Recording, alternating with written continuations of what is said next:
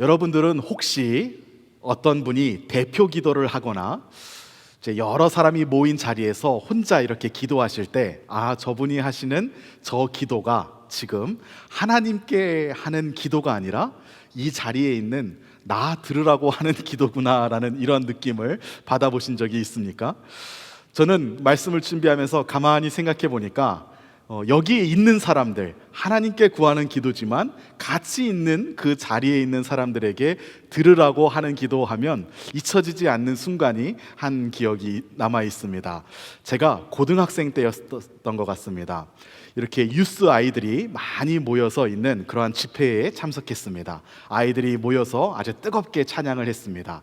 그 청소년 단체에서 사역하시던 간사님께서 이제 찬양을 뜨겁게 마치고 또 말씀을 듣기 전에 와서 이제 위에 이제 강단에 올라서셔서 대표로 기도를 하시는 것이었습니다. 그런데 제가 이제 그 앞에가 조금 어수선하고 해서 눈을 감고 기도를 했어야 되지만 눈을 살짝 뜨고서 보고 있었습니다. 그런데 그 간사님께서 기도를 하러 딱 올라오셔서는 주머니에 한쪽 손을 딱 넣으시고 아주 여유로운 표정으로 마이크를 한 손에는 딱 드시고서 기도를 하시는데 이렇게 기도하셨습니다. 하나님, 우리가 여기 왜 모였을까요? 우리가 집에서 심심해서 그냥 갈 데가 없어서 여기 왔을까요? 아닙니다. 여기에 친구를 만나러 왔을까요? 아닙니다. 하나님, 오늘 우리가 여기 모인 것은 하나님께 전심으로 예배를 올려드리기 위해서, 예배를 통해서 영광을 올려드리기 위해서 모인 것입니다 라고 이렇게 기도를 하셨습니다. 저는 이제 그 기도를 들으면서, 제가 그때 고등학생이었지만 저 기도는 하나님께 드리는 기도가 아니라 여기에 있는 아이들 잘 듣고 지금 하나님께 예배하는 시간이니 마음과 자세를 똑바로 하고 정신 똑바로 차리고 예배 드려라 라고 하는 이러한 가르침이구나 라는 이러한 생각이 들었습니다. 그런데 그게 그렇게 좋아 보이지 않았어요. 좀 부정적으로 느껴졌습니다. 저런 기도가 과연 기도일까 라는 생각이 들었습니다. 그러고 나서 오랜 시간이 지났습니다. 제가 여기 미국에 와서 사우스 웨스턴이라는 그 신학교에서 공부하면서 그 신학교에 기숙사 단지가 있습니다. 이 학교는 한국에서 아주 유명한 학교이기 때문에 한국인 목사님들, 전도사님들이 참 많이 사십니다. 꽤 많은 한국인 가정들이 있었어요. 그런데 어느 날 제가 같이 함께 공부하던 목사님하고 같이 공부하다가 잠시 차를 마시면서 쉬고 있는데 이 목사님께서 큰 고민이 있다면서 이야기를 하셨습니다. 무슨 고민이었냐면 이 목사님의 큰아들이 있었습니다. 이 큰아들이 한 8살, 9살 정도 됐었어요. 이 큰아들이 조금 있으면 생일인데 전동 킥보드를 가지고 싶다라고 아빠한테 이야기를 했더라는 것이죠. 그런데 이 전동 킥보드의 가격을 보니까 꽤 비쌌습니다. 지금 현재의 삶의 형편에서 사주기가 어려웠습니다. 그래서 이것을 사줘야 될까 말아야 될까 고민을 하다가 이 목사님께서 아들을 불러서 이렇게 이야기했다고 합니다. 아들아, 아빠는 목사님이고 또 공부하고 있는 학생이야. 그래서 네가 원하는 모든 것을 다 사주고 싶지만 사줄 수가 없단다. 이 아빠를 이해해 줄 수 있겠니? 라고 이렇게 이야기했다고 합니다. 그랬더니 이 아들이 또 9살밖에 안 됐지만은 장남인지라 그 아빠의 마음을 이해하고 알겠습니다 라고 이렇게 이야기를 했다고 합니다. 여기까지는 문제가 아니었어요. 문제는 언제 생겼냐면 며칠이 지나고 나서 또 그 가정에서 가정 예배를 드릴 때에 문제가 생겼습니다. 가정 예배를 드릴 때 아이들에게 기도하는 훈련을 시키기 위해서 돌아가면서 가족이 한마디씩 기도를 하는 이러한 훈련을 시켰다고 합니다. 그런데 큰아들 차례가 되었을 때 이 큰아들이 전동 킥보드를 위해서 열심으로 믿음으로 간구하는 것이었습니다. 또 목사님의 아들이니까 그동안 들었던 기도의 이런 표현들이 얼마나 많겠습니까? 그 모든 것들을 다 동원해서 믿음으로 구하고 받은 줄로 믿으면 주신 줄로 믿으오니 하나님 구합니다 주시옵소서라고 이번 생일 선물로 꼭 전동 킥보드를 보내주십시오라고 이렇게 기도를 하더라는 거예요. 이 기도를 듣고 이 목사님의 마음 가운데 저렇게 열심히 기도를 하는데 저 아이의 신앙 가운데 시험에 들게 하면 안 되겠다, 내가 사줘야 되겠다라는 이러한 마음이 들어서 아주 큰 걱정이다라고 하는 이야기를 저에게 나눠주신 것이었습니다. 제가 그 이야기를 듣고 목사님에게 이야기했습니다. 목사님, 아무래도 목사님 큰아이가 다른 집 애들하고 대화를 하면서 코칭을 받은 것 같습니다. 야, 너희 아빠도 목사님이지? 이렇게 가정예배할 때 기도해봐라. 100%다. 분명히 이런 코칭을 받아서 아마 가정예배 때 그러한 기도를 한 것이 아닌가 생각이 됩니다 라고 이렇게 농담으로 이야기한 적이 있었습니다. 이 이야기를 듣고 나서, 이 경험을 하고 나서는 제 마음 가운데 다른 마음이 생겼습니다. 우리가 때로는 기도할 때 이 기도를 통해서 정말 아무도 모르게 은밀하게 하나님께만 아뢰는 기도를 할 수도 있지만, 또 때로는 기도를 하면서 이 기도를 듣고 다른 사람들이 이 기도의 내용대로 깨달음이 있기를 이렇게 가르치고 권면하는 그러한 형식으로 하는 기도도 하나님께서 기쁘게 받으시고 또 하나님께서 역사하실 수 있는 그러한 기도일 수 있겠다라는 이러한 생각이 들었습니다. 어떠한 형태를 띠든 어떠한 의도를 띠든 기도할 때 가장 중요한 것은 우리의 마음의 중심인 것 같습니다. 우리의 마음의 중심이 하나님 앞에 반듯하게 서 있다고 한다면 우리가 어떠한 모습으로 기도하든 하나님께서는 우리의 기도를 기쁘게 받아주실 줄로 믿습니다. 오늘 우리가 읽은 본문은 바울이 한 기도입니다. 그런데 이 기도는 골방에서 아무도 모르게 바울이 하나님께만 했던 기도는 아닙니다. 에베소 교회에 있는 교인들에게 편지를 쓰면서 나는 여러분들을 위하여 이렇게 기도한다고 하면서 다 공개하는 것이죠. 이렇게 다 공개하는 기도문을 썼던 이유가 무엇이었을까요? 이 기도문을 보고 너희들이 배울 것이 있다라는 이러한 의미였을 것입니다. 나는 여러분들을 위하여서 이렇게 기도하고 있습니다. 내가 이러한 마음을 가지고 여러분들이 앞으로 이러한 은혜를 누리도록 그러한 삶을 살도록 하기 위해서 나는 지금 이렇게 기도하고 있습니다. 여러분들도 이러한 마음을 같이 모아주시고 같이 한 마음으로 기도하시고 한 방향으로 같이 노력해 나가시기를 바랍니다 라는 이러한 의미를 담아서 바울이 이렇게 기도의 모든 내용을 다 에베소 교인들에게 썼던 것 같습니다. 바울이 하는 기도는 오늘 우리가 읽은 14절부터 시작하지만 사실 바울이 이 기도문을 쓰기 원했던 것은 1절부터였습니다. 1절에서 시작할 때 나 바울이 말합니다 라고 해서 바울이 말하는 것이 무엇이었냐면 나는 여러분들을 위해서 이렇게 기도하고 있습니다 라는 이 말을 하고 싶었는데, 이 기도의 내용을 다루기 전에 먼저 바울이 이야기해야 할 것이 있었기 때문에 그 먼저 이야기한 내용이 우리가 지난주에 살펴보았던 말씀이었습니다. 지난주에 살펴보았던 말씀이 무엇이었습니까? 나 바울이 말합니다 라고 할 때에 나 바울, 예수 안에서 갇힌 자 된 나 바울, 갇힌 자, 즉 죄수된 나 바울이지만 내가 죄수된 이 부끄러운 상태를 부끄러워하지 않고 갇혀있는 이 상태에서도 낙심하지 않고 오히려 하나님께서 맡기신 일을 담대하게 기쁨으로 하며 감당할 수 있는 이러한 삶을 살고 있는 이유가 무엇인지 아십니까? 여러분들, 내가 나의 계획과 나의 생각과 나의 능력으로 할 수 있는 일 가운데서만 갇혀서 사는 것이 아니라 하나님의 계획과 하나님의 생각과 하나님의 능력으로 나를 살게 하시는 그 은혜의 경륜 안에서 살기 때문에 저는 지금 복음을 전하다가 죄수가 되었다고 하더라도 이것이 부끄럽지 않고, 복음을 전하다가 붙잡혀서 갇혀있는 상태가 되었다고 하더라도 이것으로 인해서 낙심하지 않습니다. 그러니까 여러분들도 저 때문에 오히려 낙심하지 마시고 저를 걱정하지 마시고, 제가 여러분들을 위하여서 이러한 고통을 당할 정도로, 이러한 어려움을 당할 정도로 여러분들을 위하여서 하나님께서 주신 그 사명을 감당하고 있는 것을 오히려 은혜로 여기십시오 라는 이야기가 바로 이 13절까지 바울이 했던 이야기였습니다. 그리고 나서 바울이 하는 기도가 오늘 본문에 이어지는 것이죠. 그러니까 바울은 13절까지 은혜의 경륜 안에서 살아야 합니다 라는 이야기를 하고, 이 14절부터 하는 기도에서는 여러분들도 이 은혜의 경륜 안으로 들어와서 사십시오 라는 이 권면을 주기 위해서 이 기도의 내용을 하고 있는 것이죠. 그냥 단순하게 저는 이렇게 은혜의 경륜을 깨닫고 은혜의 경륜 안에서 살아갑니다, 그러니까 여러분들도 이러한 삶을 사십시오, 이렇게 단순한 문장으로 이야기하는 것이 아니라 자신의 은혜의 경륜 안에서 살아가는 그 뜻깊은 삶을 먼저 이야기해주고, 그리고 나서 여러분들도 이러한 삶으로 초대합니다 라는 마음으로 이렇게 기도를 하고 있는 것입니다. 그래서 바울의 기도는 14절부터 21절까지 쭉 이어지지만 이 기도의 전체 내용을 간략하게 줄여본다 그러면 너희들도, 여러분들도 저처럼 이렇게 은혜의 경륜 안에서 사는 그러한 삶을 살아가시기를 원합니다라는 바울의 이러한 가르침과 권면과 요청을 기도의 형태로 하고 있는 것이었습니다.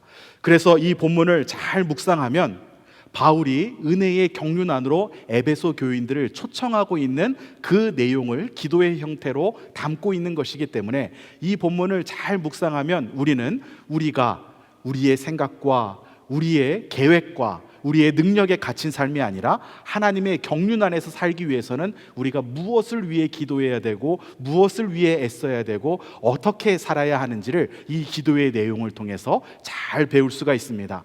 바울이 기도하고 있는 내용들이 여러 가지가 있지만 그 중에서 오늘은 한 가지, 이 한 가지가 아주 대표적입니다. 다른 모든 개념들을 다 포함하고 있을 만큼 아주 대표적이고 바울의 기도에 있어서 핵심적인 부분입니다. 이 핵심적인 부분은 단지 바울의 기도뿐만이 아니라 나중에 성경을 읽으실 때도 굉장히 큰 도움이 되는 그러한 부분입니다. 그래서 이 한 부분만을 오늘 함께 살펴보면서 하나님의 은혜를 나누고자 합니다. 은혜의 경륜 안에서 살기 위해서 우리는 무엇을 위해서 기도하고 어떠한 것을 추구하는 삶을 살아야 할까요? 바울이 본문에서 이야기해주는, 강조하는 것은 무엇이냐면 우리가 기도해야 될 것, 능력으로 강건함을 위해서 기도해야 한다라는 이 가르침을 주고 있습니다. 바울이 긴 기도를 시작하면서 가장 먼저 언급하는 것이 바로 능력으로 강건하게 해달라는 이 기도였습니다. 능력으로 강건하게 될 때에만 하나님의 은혜의 경륜 안에서 살아가는 것이 가능하기 때문입니다. 오늘 본문 3장 16절 말씀을 같이 함께 읽기를 원합니다. 같이 읽겠습니다. 시작. 그의 영광의 풍성함을 따라 그의 성령으로 말미암아 너희 속사람을 능력으로 강건하게 하시오며. 아멘. 이 문장이 꽤 어렵습니다. 한국말로 번역된 것도 어렵고 영어로 번역된 것도 어렵고 헬라어 문장은 더 어렵습니다. 어지간한 학생들은, 아마 어지간한 분들은 헬라어를 어지간히 배우셨어도 이 문장을 깔끔하게 잘 이해하지 못할 것 같은 그런 문장입니다. 저도 말씀을 준비하면서 제가 가지고 있는 헬라어 이런 리퍼런스 그래머 북들을 다 찾아서 혹시 다른 가능성은 없는지 이 구절 때문에 아주 끙끙 앓는 일주일을 보냈습니다. 특별히 어떤 부분이 어려웠냐면 능력으로 강건하게 하시오며, 이 부분이 참 어렵습니다. 왜냐하면 능력으로 강건하게 해주십시오라는 이 표현을 그냥 들으면 어떻게 느껴지냐면 저를 강건하게 해주십시오, 저 에베소 교인들을 강건하게 해주십시오 라고 기도하는데 능력으로 강건하게 해주십시오, 하나님의 능력을 베풀어서 강건하게 해주십시오 라고 이렇게 기도하는 것처럼 느껴지기 때문입니다. 그런데 그렇게 보기에는 조금 어색합니다. 왜냐하면 무엇으로 우리를 강건하게 해주실지는 이미 그 앞에 이야기했기 때문입니다. 바울이 기도할 때 무엇으로 하나님께서 우리를 강건하게 해주십시오 라고 했습니까? 그의 성령으로 말미암아. 성령님께서 역사하시지 않으면, 성령님께서 우리 마음 가운데 채워지시지 않으면, 성령이 충만하지 않으면 우리가 강건할 수 없기 때문에 바울은 먼저 이 부분을 정확하게 이야기합니다. 우리가 강건하게 되는 것은 성령이 역사하실 때에만 가능한 것이기 때문에 성령으로 강건하게 해주십시오 라고 이렇게 이야기합니다. 그렇다고 하면 능력으로라는 말은 필요한 말이 아닌 것 같아요. 그리고 이 능력으로라는 이 말이 표현된 것이 영어로는 with라는 이 전치사를 써서 with power라는 이러한 표현으로 대부분의 영어 성경들이 번역했습니다. 그런데 이 단어를, 이 명사를 with를 표현해서 사용하는 것은 상당히 일반적인 것이 아닙니다. 그래서 영어에서도 언어의 한계 때문에 with라고 이렇게 아쉽지만 그렇게 번역을 했고, 한국어 성경에서는 능력으로라고 이렇게 읽기 편하게 이렇게 번역을 했습니다. 우리를 강건하게 해주시는 수단에 대해서는 성령님이라고 이미 이야기를 했기 때문에 여기서 능력으로 강건하게 해주십시오라는 이 기도는 능력을 통하여서 강건하게 해주십시오라는 이러한 의미가 아닐 것입니다. 바울이 그렇다면 여기서 왜 능력으로 강건하게 해달라고 기도했을까요? 바울이 여기서 능력으로 강건하게 해달라고 간구할 때 이 능력으로라는 표현이 사용된 것은 그냥 강건이 아니라 능력 있는 강건, 능력이 있는 그러한 강건을 위해서 기도하고 있기 때문입니다. 그냥 성령을 통하여서 강건하게 해주기를 기도한다라고 이야기하지 않고 성령을 통하여서 능력 있는 강건이 여러분들에게 허락되기를 제가 기도하고 있습니다라고 이렇게 이야기하고 있는 것이죠. 왜 바울은 그냥 강건이 아니라 능력 있는 강건, 또 굉장히 어색한 표현을 사용해서 능력으로 강건하게 해달라고 이렇게 기도했을까요? 이 말씀을 묵상하면서 저는 이런 생각이 들었습니다. 강건한 것이 능력 있는 것이 아닌가? 굳이 강건한 것에 능력으로라는 이 표현을 덧붙일 필요가 있을까? 보통의 경우는 강건하면 능력이 있는 것이죠. 그리고 강건하다고 하면 능력이 있는 것이고, 능력이 있다면 그 사람이 강건하다라고 이렇게 이야기할 수 있을 것입니다. 그런데 바울이 굳이 여기서 그냥 강건이 아니라 능력 있는 강건이라고 이렇게 이러한 표현을 사용했던 것은 바울이 생각하는 능력이 많은 사람들이 받아들이는 세상적인 개념에서의 능력과 완전히 다르기 때문이었습니다. 바울은 자신의 서신서를 쓰면서 능력이라는 단어를 꽤 자주 씁니다. 그런데 그 능력이라는 단어가 오늘날 우리가 생각할 때 능력이라는 단어를 들으면 머릿속에 떠오르는 이미지와고는 정확하게 맞지 않는 것 같습니다. 또 바울뿐만이 아니라 성경의 많은 기자들이 또 능력, 때로는 권능이라고 번역되기도 하는 이 단어를 여러 차례 쓰는데 그 단어의 내용들이, 성경에서 그러한 단어를 사용할 때 내용들이 우리가 일반적으로 가지고 있는 능력이라는 개념과는 다르다라는 것을 알 수가 있었습니다. 바울이 왜 그냥 강건이 아니라 능력 있는 강건이라고 기도했을까요? 보통의 경우에는 능력이다라고 하면 우리가 머릿속에 떠오르는 이미지는 그런 것들입니다. 사람이 할 수 있는 일, 그 사람이 할 수 있는 범위, 또 그 사람이 감당할 수 있는 그러한 힘, 그런 것들을 우리는 능력이다라고 합니다. 그래서 어떠한 사람들은 능력 없다라는 말을 듣기를 가장 두려워하고 능력 없다라는 이 말을 굉장히 수치스럽게 느끼기도 합니다. 저희가 목사님들끼리 사역을 할 때도 여러 목사님들이 같이 사역을 하잖아요. 그러다 보면 이제 그럴 때가 있습니다. 나 사역 때문에 너무 바빠라는 이 말을 하는 것이 금기어입니다. 왜 금기어일까요? 목사님들끼리도 이야기할 때 사역 때문에 너무 바빠라고 이야기하는 것은 그것은 저는 능력이 없습니다라는 이 말과 다르지 않다고 느끼기 때문입니다. 꼭 목사님들뿐만이 아닐 것 같아요. 회사에서 여러 경쟁을 하면서 살아가는 그러한 직장 생활에서도 저 너무 바쁩니다. 요즘 눈코 뜰 새 없이 바쁘고 너무 힘듭니다. 이러한 말을 하는 것은 사실 그 말을 들을 때는 어떠한 의미로 받아들여지냐면 저는 능력이 부족합니다. 지금 하는 일이 제 힘에 부칩니다라고 이렇게 들려지게 되는 것이죠. 우리가 능력이라는 단어를 들으면 이러한 이미지가 머릿속에서 그려집니다. 또 우리는 그러한 이미지를 가지고 그대로 신앙의 영역, 믿음의 영역에도 그대로 적용해서 생각하는 경향이 있습니다. 그리스도인의 능력, 혹은 능력 있는 믿음 생활, 혹은 능력 있는 기도, 이런 표현들을 들으시면 어떠한 이미지가 머릿속에서 그려지십니까? 저는 그런 이미지가 그려집니다. 병 고치는 은사를 행한다든지 막 기적적인 일을 행하고 갑자기 밖에 비가 오는데 가가지고 비야 멈출지어다 라고 이렇게 이야기하면 갑자기 비가 멈춰지고, 이런 것이 능력 있는 그러한 기도의 생활이고 이런 것이 능력 있는 그러한 그리스도인이 아닌가, 이런 생각이 듭니다. 또 능력 있는 목사님, 능력 있는 주의 종, 이런 표현을 들으시면 어떠한 목사님의 이미지가 떠오르십니까? 갑자기 지나가다가 손으로 한 대 툭 쳤는데 막 속에 있는 암덩어리가 다 났고 막 이런 목사님의 이미지가 떠오르지 않습니까? 우리가 일반적으로 가지고 있는 능력의 개념이 바로 이런 개념이기 때문입니다. 그런데 성경에서 능력이라는 단어를 사용할 때는 이러한 부분을 포함하기는 합니다. 이러한 부분을 포함하기는 하지만 온전히 다 표현했다고는 생각할 수 없습니다. 성경에서 능력이라는 단어를 사용할 때는 훨씬 더 넓으면서 그 중심이 이러한 능력을 행하고 누군가에게 보여주는 것에 있지 않습니다.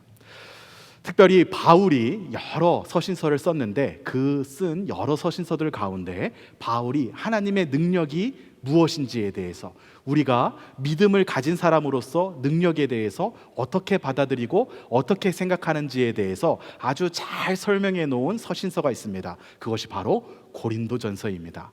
왜냐하면 이 고린도 교회는 하나님의 능력 혹은 하나님께서 주시는 은혜로 말미암아 믿음 생활하는 사람이 가질 수 있는 능력에 대해서, 이 능력이라는 것에 대해서 아주 많은 오해를 하고 있어서 교회가 어려워졌던 그러한 교회입니다.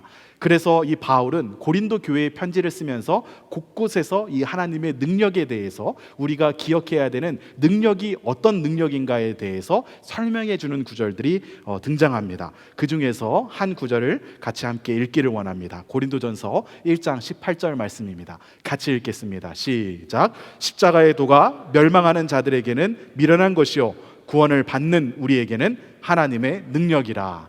아멘. 아주 멋진 말입니다. 바울이 무엇이라고 이야기했냐면 십자가의 도가 하나님의 능력이라고 했습니다. 우리를 구원하신 것이 하나님의 능력이 아니고 무엇이 능력이라고 했냐면 십자가의 도가 하나님의 능력이라고 했습니다. 세상 사람들이 볼 때는, 멸망하는 사람들의 눈에는 십자가의 도가 미련한 것입니다. 십자가를 그냥 지고 가면서 누가 밀치면 밀려서 쓰러지고, 누가 채찍질하면 그대로 맞고, 누가 침을 뱉으면 그냥 그대로 무시를 당하고 인간 이하의 대접을 당해도 아무런 말을 하지 않고 그냥 자기의 십자가를 지고 가는 그 십자가의 도, 그 십자가의 길, 그 십자가를 지고 가는 삶의 방향이 다른 사람들이 볼 때에는 미련한 것입니다. 그런데 구원을 얻는 우리에게는 무엇입니까? 바로 그 십자가의 도가 하나님의 능력이다라고 이야기합니다. 바울이 이 구절을 통해서 이야기하는 것은, 능력이라고 할 때 다른 사람들을 내 앞에 무릎 꿇리게 하고 다른 사람들에게 인정을 받고 심지어 신앙적인 것을 통해서라도 어떠한 능력을 행해서 그 사람에게 어떠한 유익을 주었을 때 다른 사람들이 나를 인정하게 되는 그러한 것이 능력이 아니라, 십자가를 지고 살아가는 그 삶, 예수님께서 걸어가셨던 그 길을 나도 똑같이 십자가를 지고 걸어가는 그 길이 바로 하나님의 능력이다라고 이야기합니다. 십자가의 길을 걸어가는 것이 여러분들에게 능력 있는 그러한 삶을 주실 것을 믿으십니까? 십자가의 길이 우리에게 능력이 된다는 것을 아는 삶은 참 복된 삶입니다. 바울은 또 몇 구절 더 아래에 내려가면 이 능력에 대해서 다시 또 이야기합니다. 1장 24절, 고린도전서 1장 24절 말씀을 같이 다시 함께 읽겠습니다. 시작. 오직 부르심을 받은 자들에게는 유대인이나 헬라인이나 그리스도는 하나님의 능력이요 하나님의 지혜니라. 이 십자가의 도가 우리에게만 능력인 것이 아니라 우리를 구원하신 하나님에게도 하나님의 능력이요 하나님의 지혜다라고 이야기합니다. 그래서 부르심을 받은 사람이라면 유대인이나 헬라인이나 상관없이, 오늘날의 표현으로 이야기한다면 배운 자나 배우지 못한 자나 상관없이, 가진 자나 가지지 못한 자나 상관없이, 신앙생활을 오래 한 자나 오래 하지 않은 자나 상관없이 부르심을 받은 자들에게는 전부 다 그리스도가 하나님의 능력이다라고 이야기합니다. 그리스도, 하늘에 계신 하나님께서 이 땅에 내려오신 그 낮아짐의 실천을 보여주신, 그 낮아짐의 본을 보여주신 바로 그리스도께서 하나님의 능력이다라고 이야기하는 것이죠. 십자가를 지고 살아가는 삶이 능력이고, 하나님께서 인간의 옷을 입으시고 육체를 입으시고 이 땅 가운데 내려오셔서 낮아진 것처럼 나도 그렇게 낮아진 삶을 사는 것이 바로 하나님의 능력이다라고 바울은 이렇게 이야기하고 있습니다. 십자가가 능력인 이유, 낮아짐이 능력인 이유는 무엇일까요? 낮아지는 것이, 또 십자가를 지는 것이 다른 사람을 살릴 수 있기 때문입니다. 우리가 다른 사람을 논리적으로 말싸움을 해서 혹은 여러 가지 수단들을 통해서 이긴다고 해서 그 사람이 변화되거나 그 사람이 하나님 앞으로 돌아온다거나 살아나지 않습니다. 전도를 할 때, 미숙할 때 제일 처음에 하는 실수가 아마 이런 부분인 것 같아요. 전도를 하다가 받아들이지 않으면 논리적으로 이기고자 합니다. 여러 가지 사례를 들어서 막 설명하고 이기고자 합니다. 그렇지만 절대 그것을 통해서 사람이 변화되지 않습니다. 우리가 이단들과 함께 논쟁하는 것을 불필요하다고 여기는 이유가 무엇입니까? 논리적으로 논쟁해서 그 사람이 바뀌지 않습니다. 논리적으로 그 사람을 이긴다고 해서 그 사람의 영혼이 살아나지 않습니다. 한 사람이 변화되고 한 사람이 살아나고 한 사람이 다시 하나님 앞으로 돌아오는 것은 우리가 그들 위에 올라섰을 때가 아니라 우리가 그들의 아래로 내려가서 정말 십자가를 지고 가신 예수님께서 섬기신 것처럼 그 마음을 가지고 기도하며 섬기고 같이 눈높이를 해줄 때입니다. 그렇기 때문에 이 바울은 하나님의 능력이 십자가의 도다, 그리고 하나님의 능력이 이 땅에 내려오신 바로 그리스도다라고 이렇게 이야기하고 있는 것이죠. 세상에서 높아짐으로써 다른 사람들을 내 앞에 굴복시키는 것은 하나님께서 이야기하시는 능력과는 전혀 상관이 없습니다. 그런데 바울은 지금 이 이야기를 하면서 에베소 교회의 교인들에게 이것을 꼭 기억하십시오라고 이렇게 요청하고 있는 것입니다. 당시 에베소 교회의 모습을 생각해 보면 아마 어렵지 않게 어떠한 모습이었을지를 머릿속에서 그려볼 수 있습니다. 에베소 교회에는 똑같이 다 예수님을 믿는 사람들이지만 또 유대적인 배경을 가진 예수님을 믿는 사람들이 있었고 또 이방의 배경을 가진 예수님을 믿는 그러한 사람들이 있었습니다. 그래서 서로 간에 어떠한 문제를 일으키거나 다투거나 하지는 않았지만 유대인과 이방인 간에 조용하지만 아주 차가운 그러한 반목이 있는 그러한 교회였습니다. 그래서 우리가 부딪히지는 않는다, 그래서 우리의 교회는 문제가 없다 라고 이렇게 생각하면서 신앙생활을 하고 있었지만 사실 그들 안에는 아주 차가운 반목이 있었던 것이죠. 그때 당시에 유대인들은 아마 그 개종해서 이방인이 예수님을 믿게 된 그 이방인의 배경을 가진 그리스도인들을 보면서 이런 생각을 했을 것 같아요. 예수님만 믿으면 끝인가? 구약에 하나님께서 주신 그 수많은 삶의 원리들과 율법들이 있는데 할례도 받지 않고 할례의 귀한 것도 알지 못하는 저 이방인들이 무슨 은혜를 받겠는가?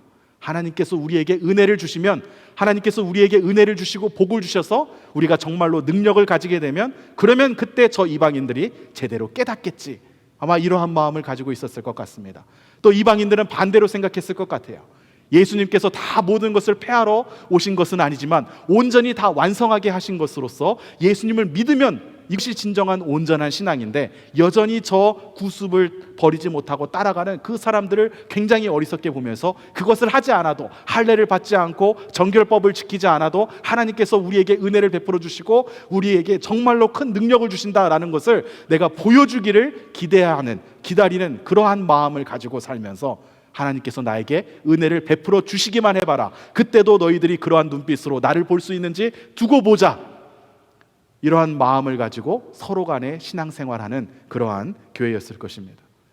그래서 아무런 문제가 없지만 서로 간에 이해가 다르고 상황이 다른 가운데 높아짐의 능력만을 바라고 세상에서 이야기하는 세속적인 관점의 이 능력을 가지기를 소망하며 그것을 신앙이라는 이름으로 아주 교묘하게 포장해서 가지고 있는 그러한 사람들에게 바울은 지금 이야기할 때 능력으로 강건하게 되기 위해서 애쓰십시오.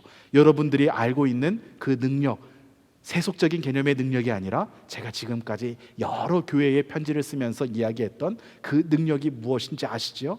십자가의 능력, 십자가를 지는 능력, 십자가를 지고 내려오신 예수님처럼 낮아지는 그 능력을 가짐으로써 강건한 삶을 사십시오라고 바울은 이렇게 권면하고 있는 것입니다. 바울은 누구보다도 이 낮아짐의 능력을 분명하게 경험한 사람이었습니다. 이 바울은 내세울 만한 교육적인 배경을 가졌고 또 유대인 중에 유대인이었고 로마의 시민권도 가지고 있었습니다. 그래서 어디 가서 누구에게도 지지 않을 만큼 모든 것을 갖춘 사람이었습니다. 그가 원한다면, 그가 옳다고 생각하는 것에 반하는 사람이라면 정부의 힘을 동원해서 이 사람들을 죽이는 일에 참여할 수까지 있는 그러한 능력을 가진 사람이었습니다. 그런데 이 바울이 예수님을 만났을 때 세상에서 휘두를 수 있는 그러한 능력은 아무런 의미가 없음을 알게 되었습니다. 십자가를 지고 지는 것이 다른 사람들에게 져주고 누군가가 채찍질을 하고 밀치고 침을 뱉는다고 하더라도 그것을 그대로 당하면서 낮아짐의 삶을 사는 것이 하나님의 능력이 된다라는 것을 바울이 깨달았습니다. 그리고 바울은 평생토록 이러한 하나님의 능력이 떠나지 않는 삶을 살았습니다. 그래서 바울은 어느 곳에 가서 선교를 하며 복음을 전하더라도 자신이 가지고 있는 능력을 내세우지 않고 십자가의 능력, 낮아짐의 능력으로 그 모든 것을 다 받아내고 가는 곳곳마다 복음을 통해서 교회를 세우고 하나님의 백성들을 일으켜 세웠습니다. 우리도 이러한 능력 있는 삶을 살기를 축복합니다. 우리가 바라는 강건한 삶은 어떠한 강건한 삶입니까? 우리가 하나님 앞에 기도하는 능력, 주님 저희에게 능력을 주십시오 라고 이렇게 기도할 때 하나님 앞에 바라는 능력은 어떠한 능력입니까? 우리는 십자가의 능력, 낮아짐의 능력을 사모하는 그러한 삶을 살아가야 될 줄로 믿습니다. 십자가의 능력이 바로 사람을 살리기 때문입니다. 십자가의 능력이 나의 삶을 살릴 것이기 때문입니다. 이 십자가의 능력, 낮아짐의 능력이 우리의 가정을 살릴 것이고 십자가의 능력, 낮아짐의 능력이 우리의 교회를 살릴 줄로 믿습니다.